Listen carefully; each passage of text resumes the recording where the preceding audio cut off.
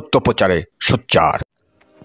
পাঁচ বিবিতে মসজিদের উন্নয়নে মেয়র প্রার্থী শামীমের $1.5 লক্ষ টাকা সহায়তা প্রদান। মসজিদে দান সে তো কম বেশি সবাই করে, কিন্তু এত মোটা অঙ্কের টাকা দান করা সকলের পক্ষে সম্ভব নয়। আল্লাহ যেন তার মনের আশা পূর্ণ করেন, বললেন মহল্লাবাসীরা।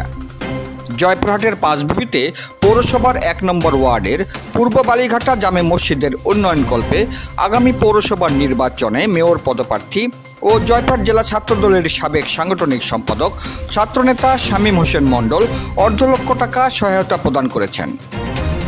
21শে নভেম্বর শুক্রবার দুপুরে জুম্মার নামাজের সময় তিনি পাঁচবিবি পৌরসভার 1 নম্বর ওয়ার্ডের পূর্ব বালিঘাটা জামা মসজিদে যান এবং সেখানে তিনি নামাজ আদায় করেন। পরে মসজিদের সম্প্রসারণ কাজে তিনি তার ব্যক্তিগত তহবিল থেকে নগদ 50,000 টাকা অর্থ সহায়তা প্রদান করেন মসজিদ কমিটির সভাপতি মোহাম্মদ মানিক মণ্ডল ও সেক্রেটারি মাহমুদুল হকের হাতে। এ সময় আরও উপস্থিত ছিলেন মসজিদ কমিটির সদস্য আমিনুল ইসলাম বাবু, বিশিষ্ট ব্যবসায়ী জাহাঙ্গীর আলম ও 3 নম্বর ওয়ার্ডের কাউন্সিলর পদপ্রার্থী খোকন সহ এলাকার ধর্মপ্রাণ মুসল্লিগণ। শেষে দেশ ও জাতির মঙ্গল কামনা করে বিশেষ দোয়া পরিচালনা করেন মসজিদের ইমাম মৌলানা মোহাম্মদ আতোয়ার হোসেন। জয়পুরহাট থেকে জেলা প্রতিনিধি মোহাম্মদ দবিরুল ইসলামের report, DD channel news desk.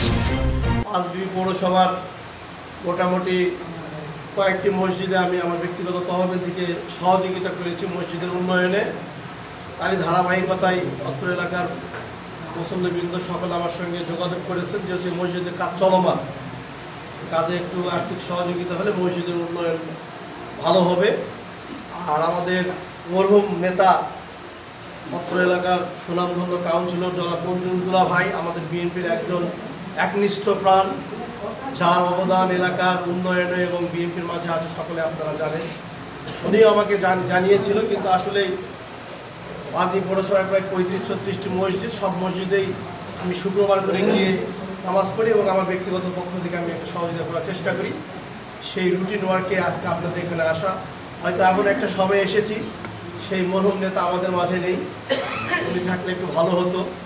যাই হোক, আমরা সেই মরহুম নেতার জন্য আমরা আল্লাহর কাছে দোয়া করব যেন মহান আল্লাহ রাব্বুল আলামিন তাকে বেহেশতের সর্বোচ্চ মাকাম মর্যাদা দান করে।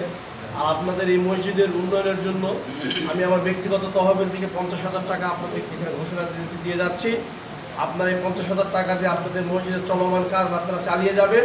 পরবর্তীতে যদি আরও সহযোগিতা লাগে আপনারা আমাকে জানাবেন, আমি আপনাদের মসজিদের উন্নয়নে আপনাদের পাশে থেকে সার্বিকভাবে সহযোগিতা করব।